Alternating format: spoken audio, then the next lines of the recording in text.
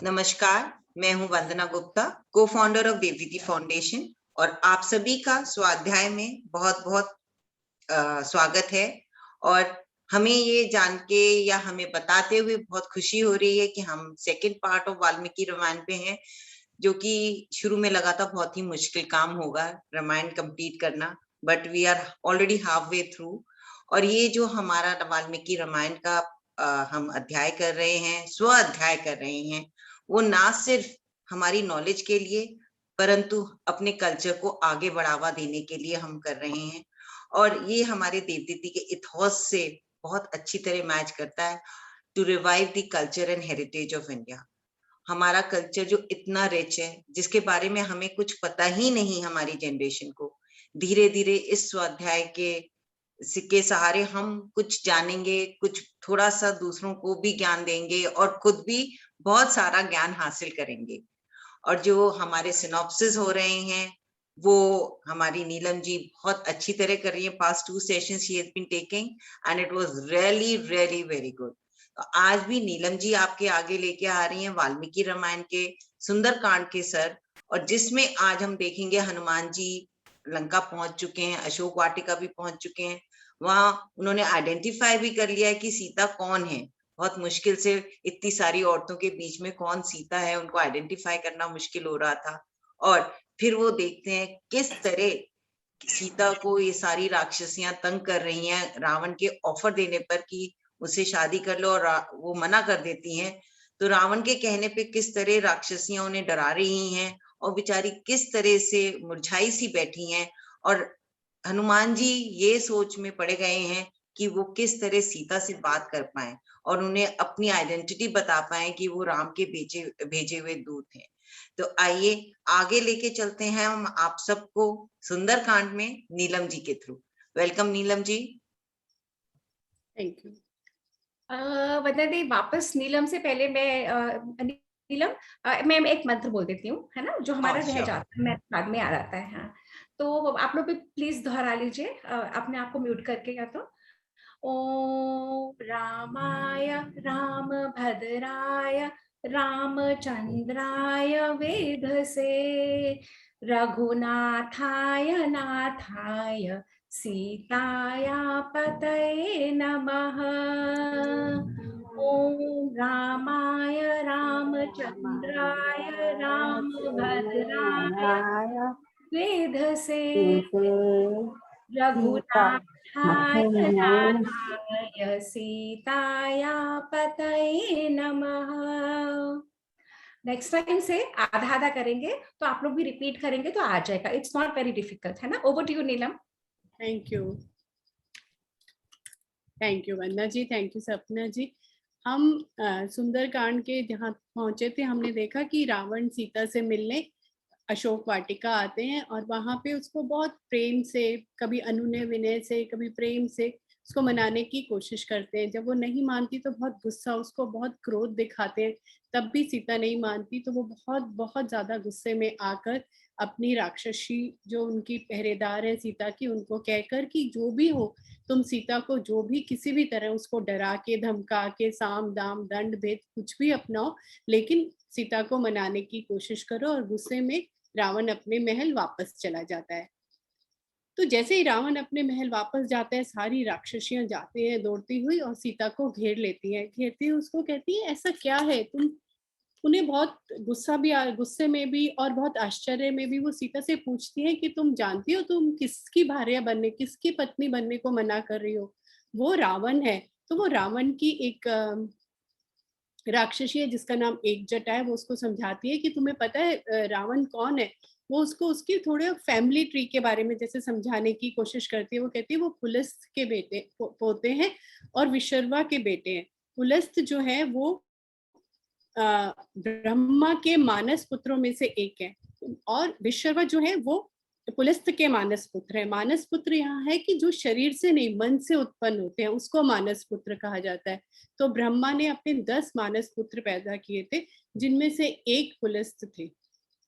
पुलस्त भी ब्रह्मा की तरह बहुत ही ज्ञानी, विद्वान, बहुत शांत स्वभाव के, बहुत ही जिसको कहते हैं लोकप्रिय ऋषि माने जाते हैं। तो वो बहुत लोगों के लिए अच्छे कर्म करना, अच्छी सोच रखना, इस तरह के पुलस्त को लोग बहुत पसंद करते हैं।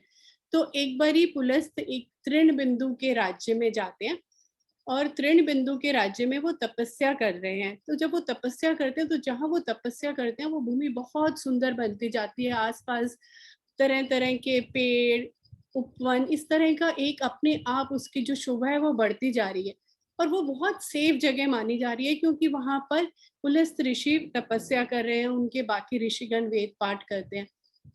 तो वहां पे बहुत तरह की बहुत सब कन्याएं वहां खेलने आती हैं, इनमें राज कन्याएं, देव कन्याएं, ऋषि कन्याएं सब वहां खेलने आती है। तो ये जब आती है तो ऐसा कुछ नहीं है कि जैसे आमतौर पे हम सुनते हैं कि इंद्र उन्हें भेजता है, लड़कियों को भेज रहा है तपस्या भंग करने के लिए, ऐसा कुछ नहीं है। केवल वो जो स्थान है वो इतना सुंदर और इतना अच्छा है, इतना मनमोहक है कि सब उस तरफ आकर्षित होते हैं और बहुत सेफ है, इसलिए लड़कियां भी वहां आती है। तो उस समय पुलस्त जी कहते हैं कि अगर उन लड़कियों से उनकी ना तपस्या में थोड़ी बाधा आती है तो उनको वहां ना आए, इसके लिए वो एक कहते हैं कि जो भी लड़की मेरे सामने आएगी वो गर्भवती हो जाएगी। तो ये सब ऐसा सुनने पर सब लड़कियां वहां आना बंद कर देती हैं, पर राजा तृणबिंदु की जो अपनी बेटी है वो शायद भूल जाती है या उसको पता नहीं होता ये, वो अपनी सखियों को ढूंढते ढूंढते उस आश्रम में पहुंच जाती है। जब वो खेलने आती है तो उसको देखती है कि और नहीं है, तो वो सखियों को ढूंढते ढूंढते वहां पहुंच जाती है जहां सारे ऋषिगण वेद पाठ कर रहे हैं। तो वो उन वेदों का श्रवण करते करते करते पुलस्त के सामने तक पहुंच जाती है और पुलस्त जैसे उनको देखते हैं गर्भवती हो जाती है। जब वो गर्भवती हो जाती है तो अचानक उसके शरीर में बहुत सारे चेंजेस उसको फील होने लगते हैं। तो वो भागी भागी अपने पिता के पास जाती है। उनके पिता राजा तृणबिंदु जब सब पता लगाते हैं तो उनको समझ आता है ये क्या हुआ। तो वो जाके ऋषि से प्रार्थना करते हैं पुलस्त से कि ये इसमें मेरी बेटी की कोई गलती नहीं है, उसने ऐसा कुछ भी जानबूझकर नहीं किया या उसकी कोई गलत भावना नहीं थी। ऋषि भी राजा की बात से सहमत होते हैं और कहते हैं ठीक है, और इसको मैं अपनी भार्या के रूप में स्वीकार करता हूँ और इसका जो पुत्र होगा वो मेरे ही तरह तेजवान, तपस्वी, विद्वान होगा। और उस क्योंकि जब इसने गर्भ धारण किया उस टाइम ये वेदों का श्रवण कर रही थी, इसलिए उसका नाम विशर्वा रखा जाएगा। इस तरह वो विशर्वा भी जो पुलस्त के मानस पुत्र हैं। तो वो एक जटा जो राक्षसी है वो सीता को पुलस्त और विशर्वा के बारे में बताती है। इसके साथ साथ एक दूसरी राक्षसी आके उसको कहती है कि तुम जानती हो रावण कौन है? रावण ने 3300 देवताओं को पे विजय प्राप्त कर ली है, उसने इंद्र पे विजय प्राप्त कर लिया और उसको इन सब चीजों पर गर्व है और तुम उसकी भार्या बनने को इनकार कर रहे हो। ये सब डराते डराते सब सीता को ये सब कह रही हैं। एक आके कहती है कि मंदोदरी को छोड़कर वो तुम्हें अपनी पटरानी बनाने को तैयार है। यहाँ पे मंदोदरी का भी जो पूरे रामायण में विवरण है वो बहुत अच्छा है। मंदोदरी को एक पतिव्रता, एक महान पतिव्रता स्त्री माना गया और बहुत सम्मानित माना गया है मंदोदरी रामायण में। तो वो राक्षसों से कहती है कि इतनी सम्मानित और इतनी सुंदर मंदोदरी भी एक अप्सरा की बेटी है, उसकी माँ भी हेमा थी जो एक अप्सरा थी। तो मंदोदरी बहुत सुंदर है, बहुत सम्मानित है, बहुत प्रतिष्ठित स्त्री है, उसको छोड़कर वो तुम्हें अपनी पटरानी बनाने को तैयार है और तुम फिर भी नहीं मान रही, ऐसा क्या है? कहते हैं कि तुम शायद मानुषी हो, इसलिए तुम्हें लगता है कि केवल मानव की ही पत्नी बन सकती हो, लेकिन अब वो सब छोड़ दो। अब तुम्हें कोई राम तुम्हारे पास नहीं आ सकते, अब तुम रावण को ही अपना पति मानो और उसको उसकी पत्नी बनना स्वीकार कर लो। तो सीता बहुत दुखी है, इतनी सब अभी बात रावण से वो बात करके चुकी है, इतने में इतनी राक्षसियां उसको डरा रही हैं। रोते रोते वो कहती है तुम कैसी बातें, राक्षसियों को कहती है तुम कैसी बातें कर रही हो, कितनी पाप पूर्ण बातें कर रही हो, कितनी नीति विरोध बातें कर रही हो। कोई भी मनुष्य, कोई भी स्त्री अपने पति के होते हुए किसी दूसरे को कैसे अपना पति स्वीकार कर सकती है? एक मानवी एक राक्षस को कैसे अपना पति स्वीकार कर सकती है? कहते चाहे मेरा पति दीन है, चाहे राजहीन है, चाहे जो भी स्थिति में है, ऐसा नहीं है कि वो राम में और अयोध्या का राजा है इसलिए मैं उसको छोड़कर किसी की भार्या नहीं बन सकती। चाहे मेरा पति दीन है, चाहे मेरा पति राजहीन है, वो ही मेरा स्वामी है, वो ही मेरा गुरु है। और ऐसे कहते कहते वो उसको बहुत सारे एग्जाम्पल्स देती है। अब यहाँ देखिए कि हम तो सीता को ही सोचते हैं कि सबसे पहली कहानी रामायण ही है, यहाँ सीता पुराने एग्जाम्पल्स दे रही है और इतने खूबसूरत एग्जाम्पल्स वो दे रही है। वो बताती है कि जैसे अरुंधति एंड वशिष्ठ, अरुंधति और वशिष्ठ का एग्जाम्पल देते हैं कि अब अरुंधति जो है हमारे यहाँ अरुंधति को बहुत बड़ा एक तरह का जिसे कहे स्टेटस मिला है।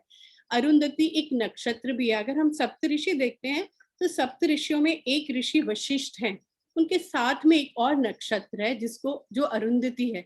ये अरुंधति इतनी इतनी तेजस्विनी, इतनी तपस्विनी, इतनी पतिव्रता है कि जब वो उन्होंने ये शरीर त्यागा तो उन्हें एक नक्षत्र का बना दिया, बन गई वो।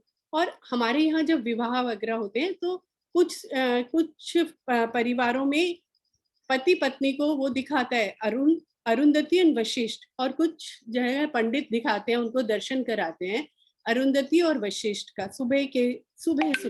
ये इसलिए दिखाया जाता है कि वो एक प्रेम का, एक आपसी विवाह संबंध कैसा होना चाहिए उसका एक एग्जाम्पल है।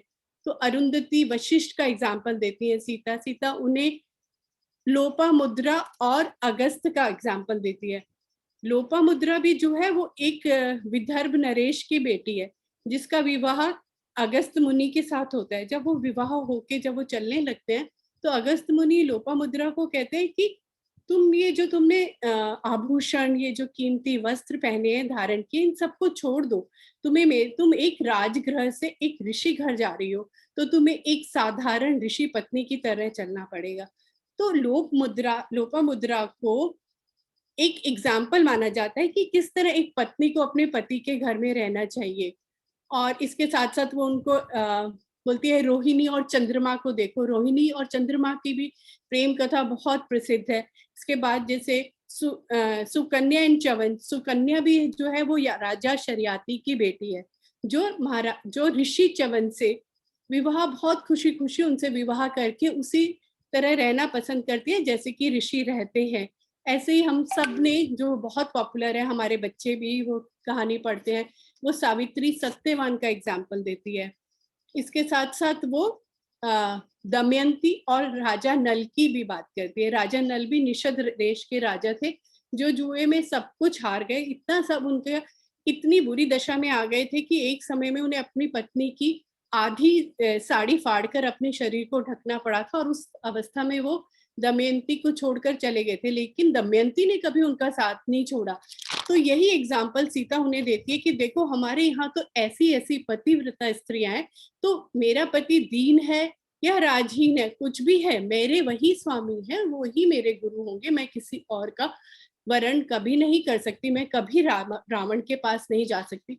उसकी ये बात सुनकर राक्षसियों को और गुस्सा आता है और उसको और धमकाने लगती है। हनुमान जी सामने अशोक के पेड़ पर बैठे सब देख रहे होते हैं। राक्षसियां उसको उठा के ऐसे फरसा उठा के उसको मारने दौड़ती हैं। तो ऐसे में सीता और परेशान होकर उठकर उसी वृक्ष के नीचे आकर बैठ जाती है जहां पर हनुमान जी बैठे हैं।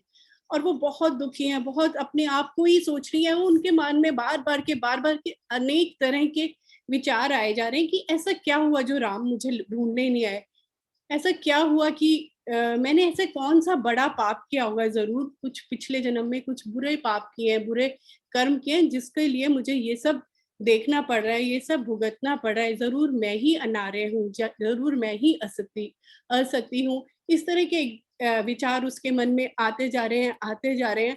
और तो एक विंता नाम की राक्षसी है जो प्रेम से थोड़ा आराम से उसको बोलती है कि उस दीनहीन राम का परित्याग कर दो और तुम रावण का आश्रय लो, आज से समस्त लोगों की स्वामिनी बन जाओगी। उसको बताती है कि तुम रावण की अगर भार्या बनी तो तुम समस्त लोगों की स्वामिनी बन जाओगी। जैसे अग्नि की पत्नी स्वाहा है, जैसे इंद्र की पत्नी प्राण वल्लभा शची है, ऐसे ही तुम भी राम की प्रेयसी बन जाओगी और सारे ऐशो आराम तुम्हें मिल जाएंगे।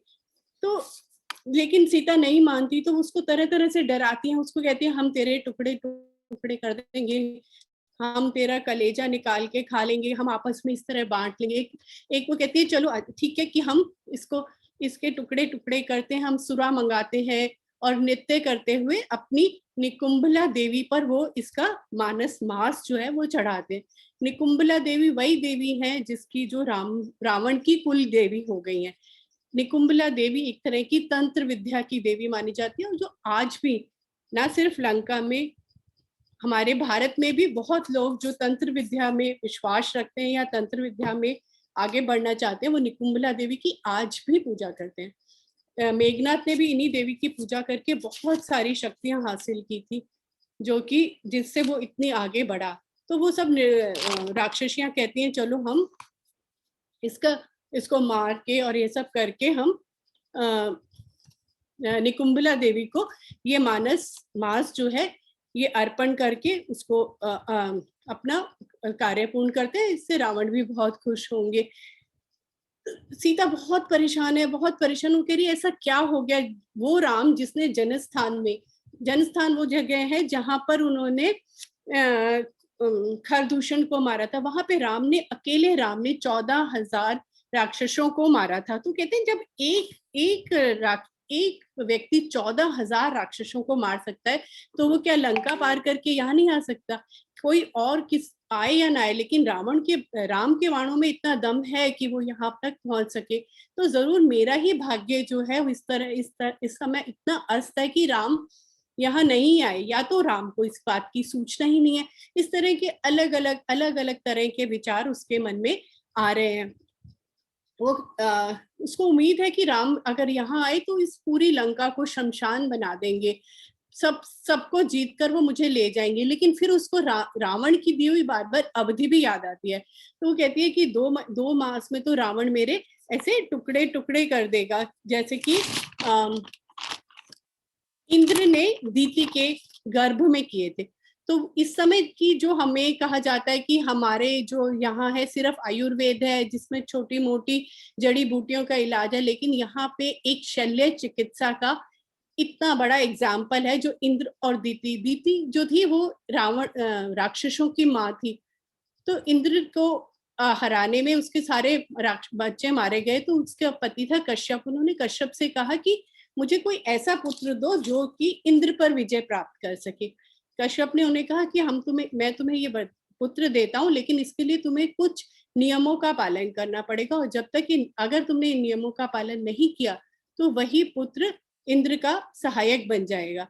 तो इंद्र उस बालक से बचने के लिए जब वो गर्भ में है दीति के, वहीं आकर उसके पास में उसी आश्रम में आकर रहने लगता है।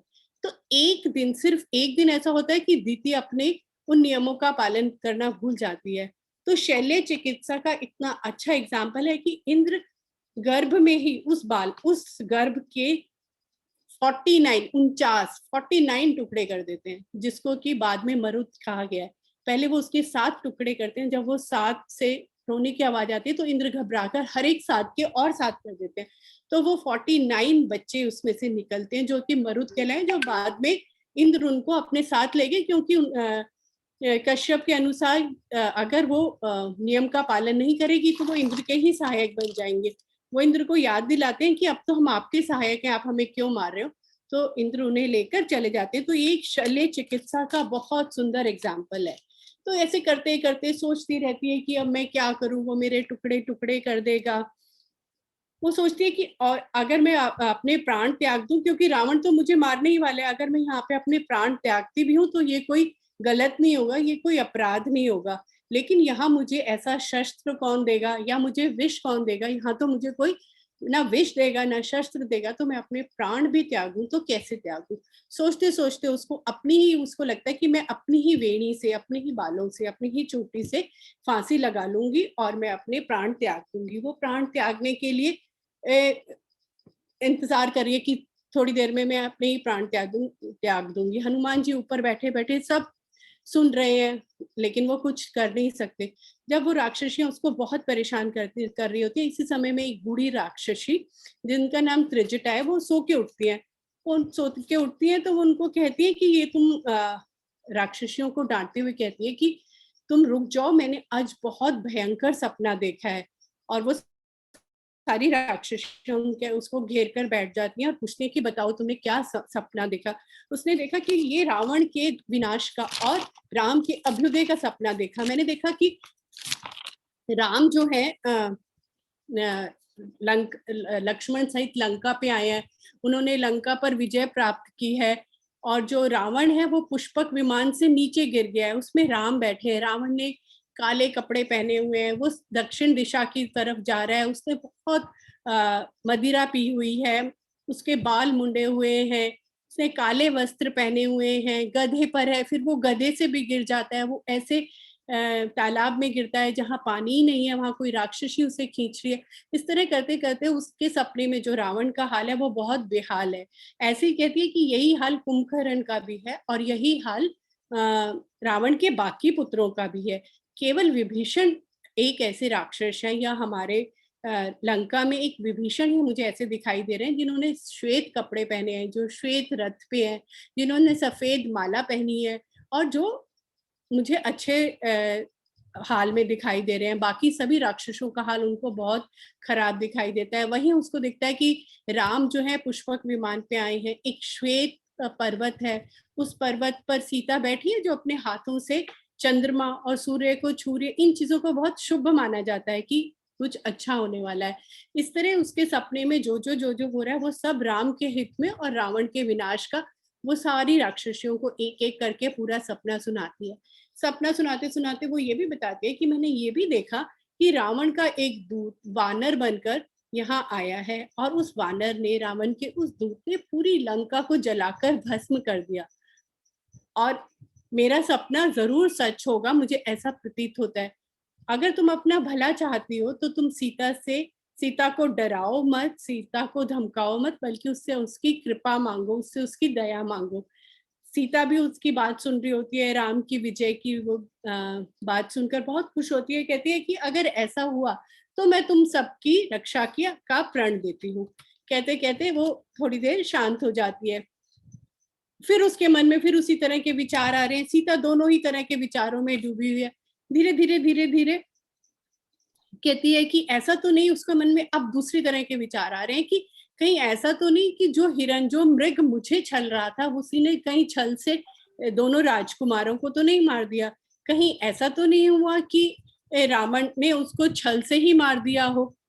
तो उसके ऐसे सोच रही है, उसको अपने प्राण का त्याग करने की सोच रही है। करते करते उसके ना बहुत सारे धीरे धीरे उसके ना कुछ शुभ शकुन जिसे बोलते हैं वो होने लगते हैं। उसकी बाई आंख फड़कने लगती है, बाई भुजा फड़कने लगती है, बाई जंघा फड़कने लगती है। करते उसको एक बहुत, जब वो इस तरह के शुभ शगुन होते हैं तो बहुत शांत हो जाती है, जैसे उसकी थकावट मिट गई हो।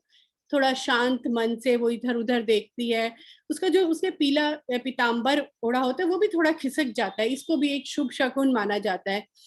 तो सीता थोड़ा सा उस सब से थोड़ा शांत होती है जब ये शकुन हो रहे हैं। हनुमान जी ऊपर बैठे बैठे, पेड़ पर बैठे बैठे सब देख रहे हैं कि कैसे सीता विलाप कर रही है, कैसे राक्षसियां सीता को डरा रही है। त्रिजटा पूरा स्वप्न वो ऊपर बैठे बैठे सुन लेते हैं। उनको अब ये आश्वासन हो जाता है कि मैं जिस कार्य के लिए आया था, मेरा वो कार्य तो जरूर पूरा हो गया कि मैंने सीता के दर्शन कर लिए, सीता यहाँ है, अब मैं जाकर राम को बता सकता हूँ कि सीता वहां है। लेकिन उनको मन में एक और दुविधा होती है कि मैं सीता से मिले बिना कैसे जाऊंगा, क्योंकि अगर मैं सीता से मिले बिना गया तो राम को ये कभी पसंद नहीं आएगा। और अगर राम, उसके अलावा भी अगर राम, मैं जाके वहां जाऊंगा, सुग्रीव को बताऊंगा, सुग्रीव अपनी सेना लेकर आएंगे, लेकिन इस बीच में अगर सीता ने अपने प्राण ही त्याग दिए तो उस सबका कोई नतीजा ही नहीं निकलेगा। तो हनुमान ये चाह रहे हैं कि मैं यहाँ जाने से पहले सीता से मिलकर जाऊं, उनको बताकर जाऊं कि मैं राम का दूत हूँ और मुझे राम ने भेजा है, हम सब आएंगे और आपको लेके जाएंगे। लेकिन उसको समझ नहीं आ रहा कि वो ऐसा कैसे करे। अगर वो जाके राक्षसियों के सामने सीता से मिलता है तो राक्षसियां जरूर शोर मचा देंगी। राक्षसियां छोड़ो, उसको लगता है कि सीता ही एक बारी जोर से चिल्ला पड़ी तो सब राक्षसियां भागी हुई आएंगी और रावण तक बात पहुंचेगी, जिससे मुझे राक्षसों से युद्ध करना पड़ेगा। मैं उनको जीत तो लूंगा, लेकिन क्या मेरा यहाँ से आराम से राम के पास पहुंचना संभव होगा? हो सकता है वो मुझे बंदी ही बना ले। और एक बार उनके दिमाग में ये भी आता है कि हो सकता है वो मेरा वध ही कर दे। तो इसलिए समय की, एक अच्छे दूत की तरह वो एक समय की, सही समय की और उचित पल की इंतजार में वो करते हैं, बैठते हैं।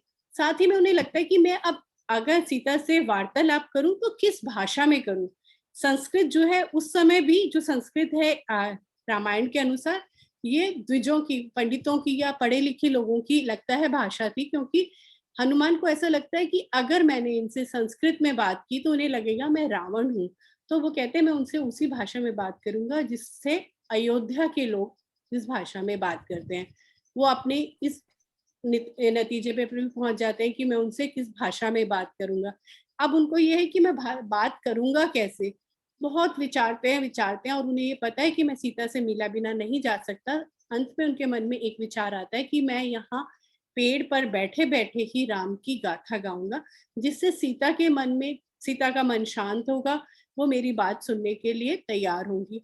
तो वो वहां पे पेड़ पर बैठे बैठे राम की गाथा गानी शुरू करते हैं, बताना शुरू करते हैं कि कौन दशरथ थे।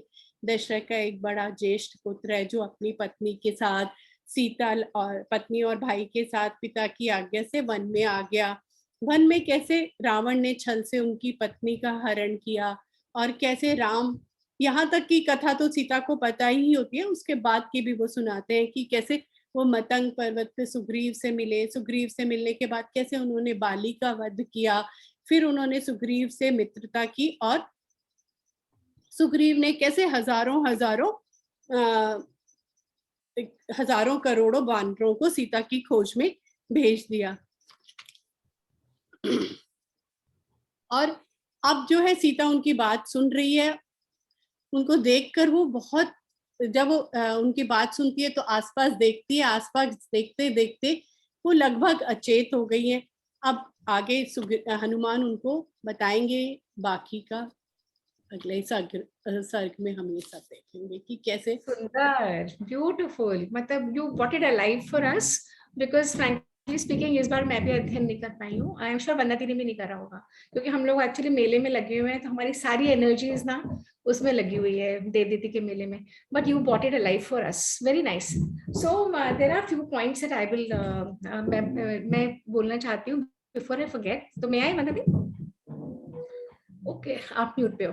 ओके, नहीं, यू कंटिन्यू। मैं तो हाँ, नहीं, मैं कहा म्यूट पे हूँ। तो बेसिकली नीलम तुमने बहुत ही अच्छे से करा है, but I will just reinforce a few points. जो अरुंधति वशिष्ठ है ना, तो साउथ इंडिया में अभी भी जितनी भी विवाह होते हैं ना, तो पंडित जी जाते हैं, वो सुबह के समय, गोधूली के समय सुबह अरुंधति और वशिष्ठ दिखाते हैं, और न्यू कपल को ऐसे दिखाते हैं और कहते हैं कि इसी तरीके से तुम्हारा वैवाहिक जीवन हो। ये आपने बता दिया था।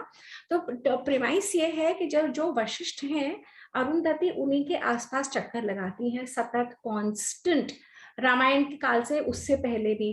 तो ऐसा प्रतीत होता है कि वशिष्ठ आगे चल रहे हैं, अरुंधति उनके पीछे। और जब युगों का परिवर्तन होता है, तब ऐसा होता है कि अरुंधति आगे चलती हैं, वशिष्ठ पीछे।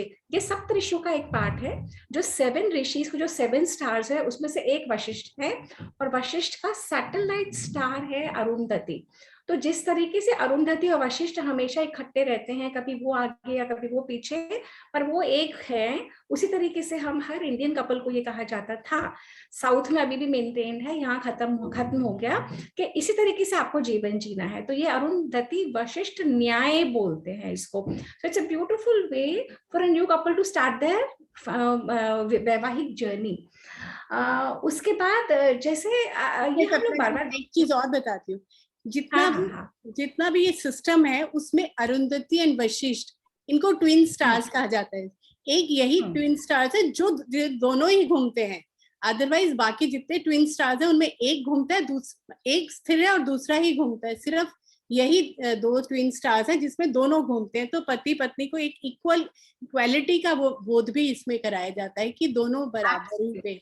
एब्सोल्युटली। तो जो फेमिनिस्ट प्रिंसिपल है ना, जो वहाँ की विमेन्स कहती है, women's lib, we have to fight for women's lib, क्योंकि वहां पे सोसाइटी ऐसी थी कि विमेन को हमेशा दबाया गया था, कुचला गया था। ये वो जो लैंड है जहां पे, जैसे सीता एग्जांपल्स देती है, लोपामुद्रा के दे रही हैं, वो किस किस वैवाहिक कपल में जो स्त्री का स्थान था, वो सारे एग्जांपल्स दिए चली जा रही है। तो this was a land that was known. यहाँ की जो ऋषिकाएं थी, वो वेदों की ध्याता थी, दृष्टा थी, वो वेद धारिणी थी, मंत्र बोलती थी। किसी भी कल्चर में, किसी भी रिलीजन में, you will not find mention of any female who is over there. यही वो देश है, यही वो राष्ट्र है जो पारुल अभी बता रही थी, जहाँ पे देवी की पूजा की जाती है, और देवी जो मदर गॉडेस प्रिंसिपल है, जिसकी वजह से जो सर्वत्र पाया जाता था और जो वहां पे सिस्टमैटिकली खत्म हो गया, यही वो राष्ट्र है जहाँ पे अभी भी पूजा हो रही है उस डिवाइन प्रिंसिपल की। तो अरुंधति वशिष्ठ न्याय आ गया। इतिहास जो हम लोग बार बार देख रहे हैं, जैसे हनुमान के माइंड में द्वंद्व चलता है, सीता के माइंड में द्वंद्व चल रहा है, ऐसा हुआ तो ऐसा हो जाएगा, ऐसा नहीं हुआ तो ऐसा इसलिए नहीं हुआ, राम क्यों नहीं आए, यहाँ तक आए फिर यहाँ नहीं आए। तो इट गोज टू से कि जिनको हम पूछते हैं, जिनको हम डिवाइन बीइंग्स बोलते हैं, वे भी हमारे ही तरह मनुष्य थे, वे भी हमारी ही तरह उनकी प्रक्रिया थी सोच की, उनके मन में भी उतने ही विचार नेगेटिव आते थे, परंतु वो डिवाइन कैसे बने, सब अपनी नेगेटिविटियों को ओवरकम करके अपने अंदर से वो शक्ति जागृत करके वो एक हो गए उस ब्रह्म से, और वो डिवाइन बन गए। हमने हनुमान को देखा, न जाने कितना कितना सोचते हैं, वो ये भी सोचते हैं कि इतना सब कुछ मैंने देख लिया, कहीं मेरा धर्म तो भ्रष्ट नहीं हो गया। सिमिलरली सीता सोचती है, सीता भी यही सोचती है कि क्यों नहीं आए राम। अब आज अब जिस भी कपल की लड़ाई, जब हम यंग थे, छोटे थे, जब लड़ाइयां होती थी, या अब भी लड़ाई होती है, हमारे भी माइंड में आता है ना, क्या हुआ, क्यों लड़ाई हो गई कपल के बीच में।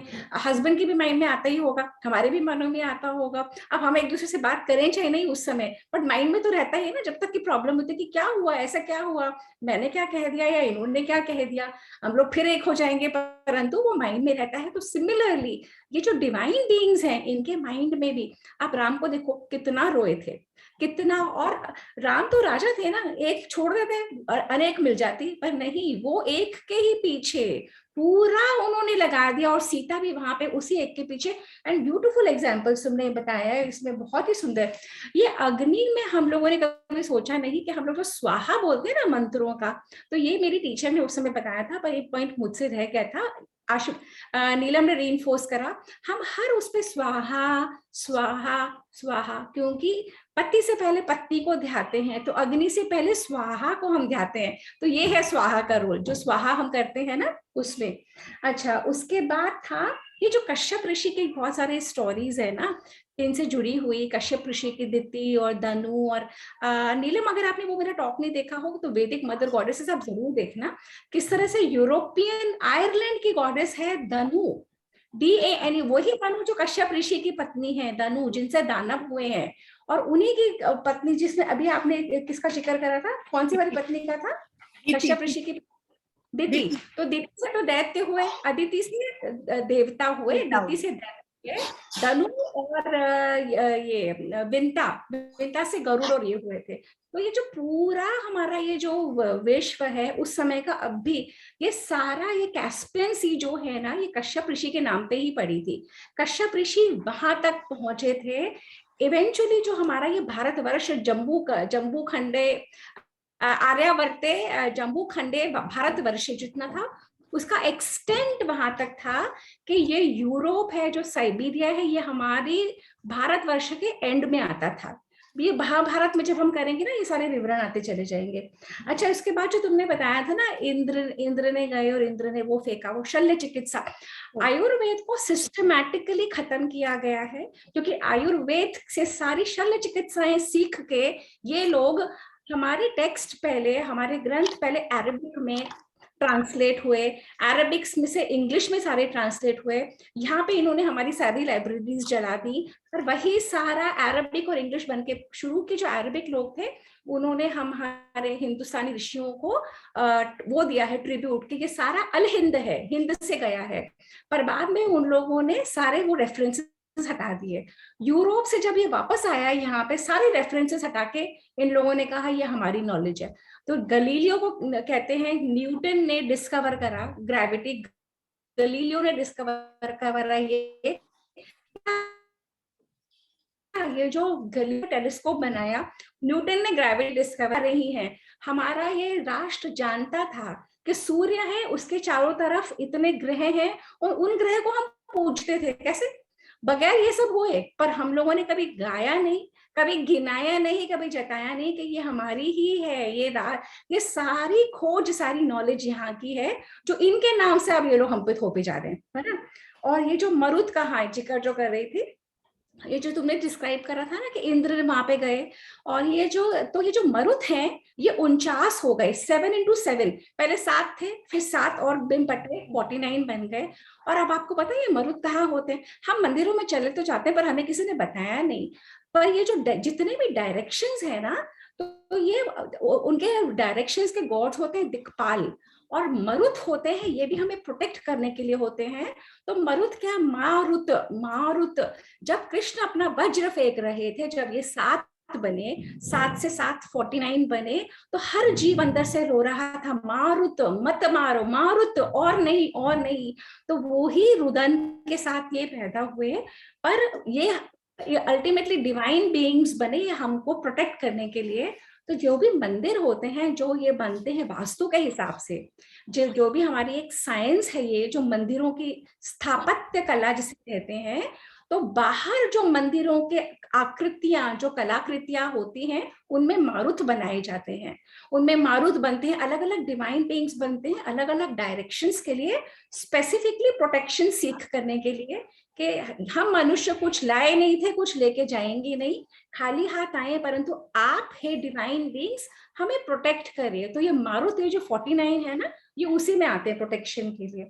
अच्छा, इसके बाद एक पॉइंट मैंने और लिखा था कि जैसे हनुमान जी इतने डिवाइन, इतनी समझ, वेदों के ज्ञाता, परंतु हर बात में सोचते हैं कि मैं ये कार्य करूं या नहीं करूं, करूं तो कैसे करूं, सीता तक मैं पहुंचूं, किन शब्दों में पहुंचूं, सीता को मैं क्या बताऊं, इतनी सोच समझ। और एक हम लोग जीवन जीते, फट मन में आया, फट बोला, फट, मतलब we don't even wait, and that is where most problems लाई।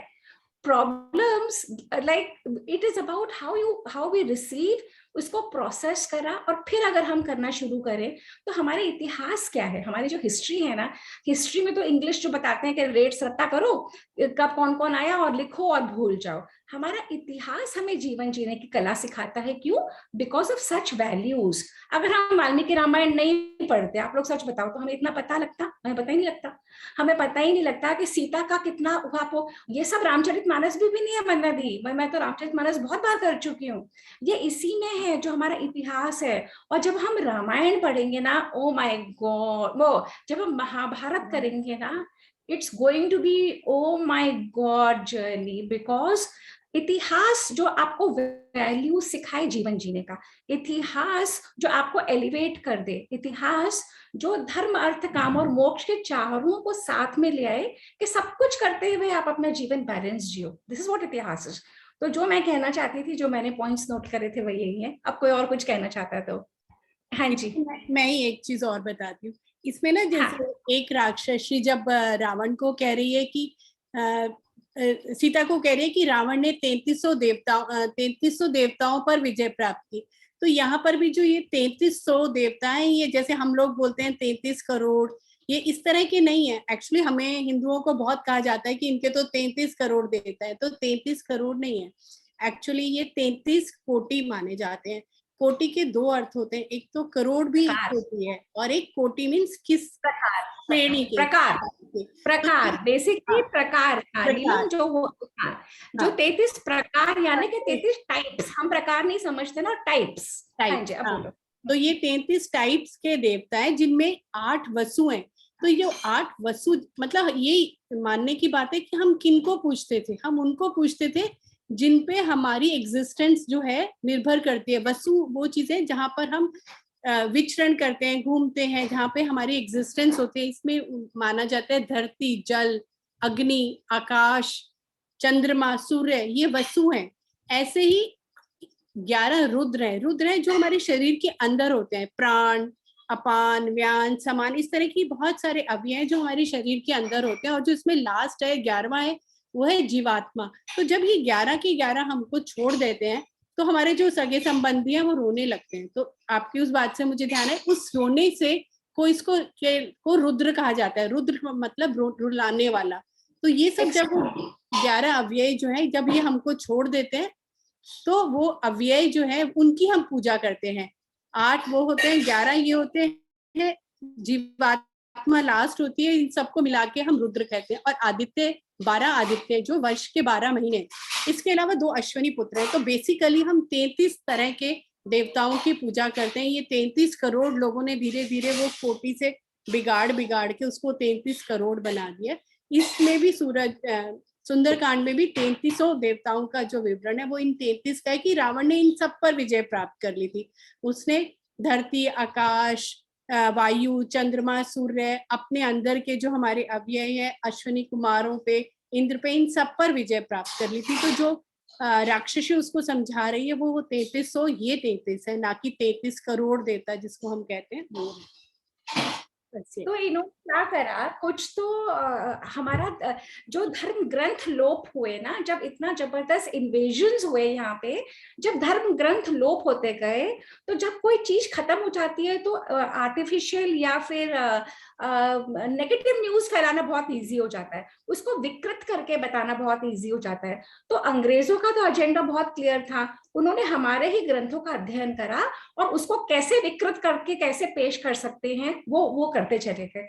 और हमारे यहाँ बिकॉज ब्राह्मणों को इतना जबरदस्त वो करा गया कि ब्राह्मण से बुरा, उनको डिवाइड एंड रूल करना था, उनको कैटेगरीज चाहिए थी। तो उन्होंने जो हाईएस्ट लर्नड लोग थे ब्राह्मण हमारे यहाँ के, जो औरों को शिक्षा दे के औरों को उबार सकते थे, उनको ऐसे बना दिया कि सब लोग ब्राह्मणों से हेट करने लग जाएं और नॉलेज सिस्टम्स खत्म होती जाए। रामायण और महाभारत को हटा दिया, नॉलेज सिस्टम्स, और ये बता दिया कि तुम तो लैंड ऑफ स्नेक चार्मर्स और मंकी वर्शिपर्स हो, और तुम्हारे तो करोड़, जो हमारे अगर इतने 33 सपोज अगर करोड़ भी हैं, पर हमारे यहाँ बहुत क्लियर है कि एक के अनेक रूप हैं, वो हटा देते हैं वो लोग नॉलेज, जो हम कहते हैं वो एक के इतने अनेक रूप हैं। अब जैसे आप देखो ना नीलम, आप चाची हो, दादी हो, ताई हो, नानी हो, माँ हो, बहन हो, पत्नी हो, इतने सारे हैं ना, पर योर वन ना। इसी तरीके से हमारे एक के ये अनेक रूप हैं, पर वो एक ही चीज दिखाते गए क्योंकि उनका एजेंडा क्लियर था,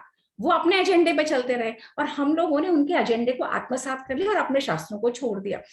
तो अगर आज हमने, जितने भी लोग थे, हमने अगर ये वाल्मीकि रामायण के साथ ये हम जो कार्य करने जा रहे हैं, जहां पे भी ये डरेगा, जहां पे भी ये जाएगा, तो दैट मेनी मोर सी, एक से अगर हम 10 भी हुए, 10 से 100, 100 से 1000, यही जर्नी है। कहीं कोई आके, भगवान भी स्वयं कहते हैं, जादू की छड़ी नहीं देते कि जो मैंने सब कुछ ठीक हो गया, अपना कार्य अपने आप करना पड़ेगा। और वो भी कहते हैं कि खुद ही तुमको उठानी है, मैं तेरा सारथी बन सकता हूँ, पर करना तो तुझे ही है। तो ये हम सबको ही करना पड़ेगा। जो इतने समय में हमारे यहाँ यह हानि हुई है, धर्म की और ग्रंथों की हानि, तो उसको हमें करने के लिए ये बहुत बड़ा इनिशिएटिव है वंदना दी, एंड दिस इज देवदीदी फाउंडेशन का बहुत बड़ा ये योगदान है। Honestly speaking, again and again मैं नतमस्तक हो जाती हूँ, क्योंकि एक अकेले का कार्य करना, एक अकेले तो कर ही रहे हैं ना, क्योंकि अगर रुचि ही इसमें है, रुचि ही किसी और चीज में, आप करते रहोगे। पर अगर एक ग्रुप को लेके अगर आप कर रहे हो, अगर जोड़ के चल रहे हो, और एक से अगर हम 10 भी हो गए, तो इट्स हैट्स ऑफ। बेसिकली आज का तो जो सेशन था वो quite knowledgeable, it is not just कि स्टोरी का है, मेरे को तो बहुत सारी बातें नहीं पता थी, very frankly I admit. Even after reading it I don't think so मुझे इतनी पता लगती। इन्होंने इसमें सिर्फ नाम लिए, उनकी कहानियां नहीं ली। हाँ, जो I am not aware of, and हमारे यहाँ जितने लोग प्रेजेंट है उनमें से मेरे ख्याल से 50% लोगों को नहीं पता होंगी। 99%, हाँ, 99% तो जैसे ये 33 प्रकार के अकॉर्डिंग टू उनकी श्रेणियां थी, अकॉर्डिंगली डिवाइडेड थे 33 प्रकार के, जो 33 करोड़ हो गए, ये भी मुझे नहीं पता था। बहुत फ्रैंकली एडमिट कर रही हूँ, ना मुझे इनके ट्विन स्टार्स के बारे में पता था कि ये दोनों घूमते हैं। लाइक आई वाज लिटरली, अरे मुझे ये भी नहीं पता, मुझे ये भी नहीं पता, I have no knowledge, literally going like this. What I'll tell you is one thing, don't ever feel that, because 99.99%. No, I'm not comparing myself with anyone. It is just that कि no, what I'm trying to say, बिल्कुल ऐसा लग रहा था कि जैसे बिल्कुल ही knowledge नहीं है, मुझे कुछ पता ही नहीं है। Reading Ramayana is one side of it, it's okay, हम पढ़ रहे हैं, हम कहानी की डेप्थ में जा रहे हैं, मन स्थितियों में जा रहे हैं कि चाहे भगवान राम है या सीता है, हनुमान है या हमें, सब एक ही तरह सोचते हैं, वो बात नहीं है। बट कि कितनी डेप्थ के में है कि ये ट्विन स्टार थे और हम इनके वचन लेते हैं शादी में, और क्यों लेते हैं, you know the all these things, you know I, मेरे ख्याल से अगर सुना भी है तो कभी रिटेन नहीं किया होगा। नहीं मैं बताऊं क्या है, गीता ने जिस का भी एग्जाम्पल दिया है ना, उन सबकी स्टोरीज आप अलग से जरूर पढ़िएगा। बहुत हर एक की जो स्टोरी है अपने में एक ब्यूटीफुल स्टोरी है और एक जिसको प्रेरणा देने वाली स्टोरी है सब। इवन मंदोदरी, रावण की पत्नी थी लेकिन हाँ, मंदोदरी का तो पूरा पढ़ा है मैंने। सुलोचना, इन सब के बारे में जो मतलब उस समय की जो स्त्रियों की जो उन्होंने बताया है कि ऐसा नहीं था कि वो पावरलेस थी, इतनी पावरफुल है। अरुंधति जो है उसको वशिष्ठ ने अपनी अर्धांगिनी तब बताया जबकि वशिष्ठ की तरह उन्होंने शिष्यों को पूरी शिक्षा देनी आरंभ की। तब वशिष्ठ ने कहा कि अब तो मैं तुम्हें अपनी अर्धांगिनी मान सकता हूँ। मतलब उनको इतनी नॉलेज थी कि जो वशिष्ठ अपने शिष्यों को पढ़ाते थे, जैसे कहते हैं ना एक क्लास वाइफ ने भी ली तो अरुंधति भी उनको पढ़ा पाती थी। तो इतनी नॉलेजेबल, मतलब उनके पास ज्ञान था उस समय अरुंधति के पास। नीलम, मैं तो बस एक ही बात बोलूंगी, ये पारुल ने भी लिखा है, Neelam to great knowledge beautifully explained. और मैं भी ये कहूंगी कि ये जो आज नॉलेज हमने गेन करी है, इट इज नॉट कि मैं उबासियां ले रही हूँ तो कुछ समझ नहीं आ रहा बस बैठी हूँ। इट इज एक्चुअली में यूर लर्निंग समथिंग, और बहुत मजे से। मतलब इट वाज ठीक है किसी ने अगर यौन भी कर लिया, but I don't think so कि उसने रिटेन नहीं किया होगा, क्योंकि एक तो टाइम ऐसा होता है कि बैठते हो तो आपको यॉर्निंग हो जाती है। But generally I am telling you कि जिस तरह से तुमने एक्सप्लेन किया एक एक चीज को बहुत सुंदर तरीके से, थैंक यू। बहुत ही सुंदर रहा नीलम, सेशन बहुत अच्छा रहा। और आशिमा तुमने हमें हीरा ढूंढवा दिया है और हमने हीरा ढूंढ लिया, दोनों बातें। इसने ढूंढवाया, हमने तराश लिया। तो और मैं तो दर्शाई थी, आपने ढूंढा ही बहुत देर से। नहीं एक्चुअली मेरे को तो इस टाइम नींद इसलिए आ रही थी आज क्योंकि उसमें प्रोग्राम में गए थे, लेकिन मुझे सेशन सोने नहीं दे रहा है। तुम ये समझो, थिंक अदर वे।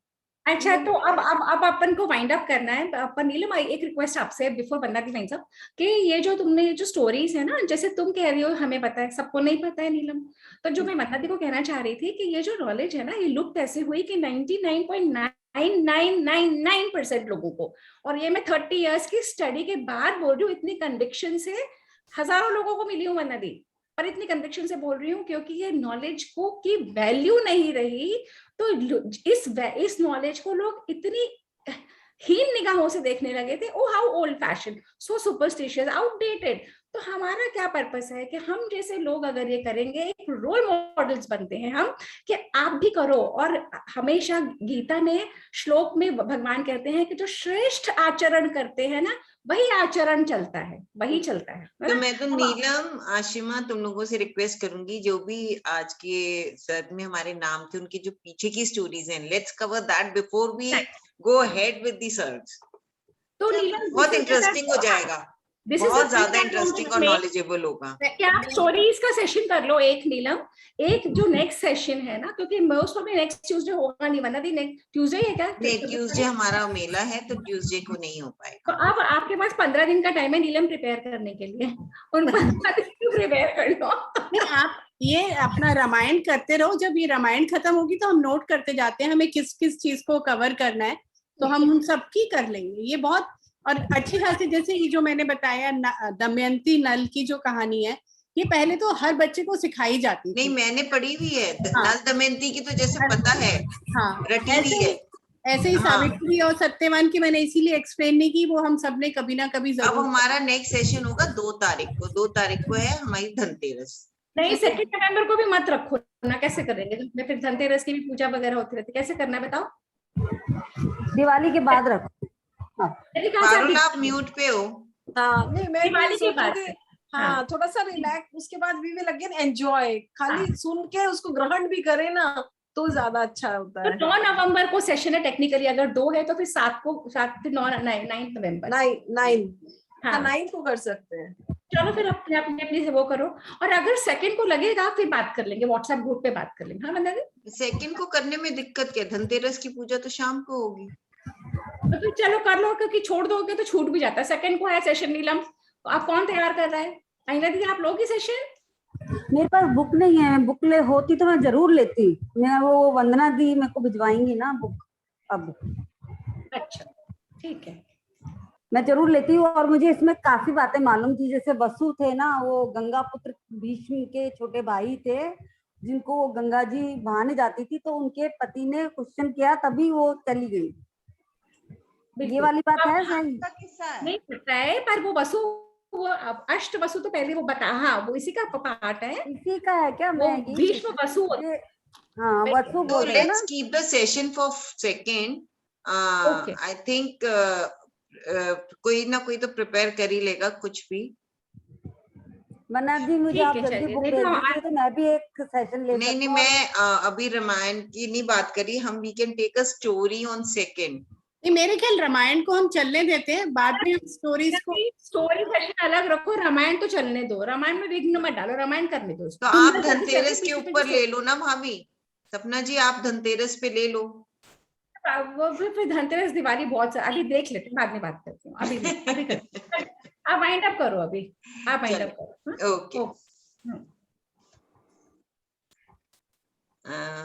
आप मुझे दे रहे हो स्पॉटलाइट? में दे रही हूँ। अभी बहुत सारे लोग स्पॉटलाइट हो गए, सबको हटाना पड़ेगा। हाँ जी,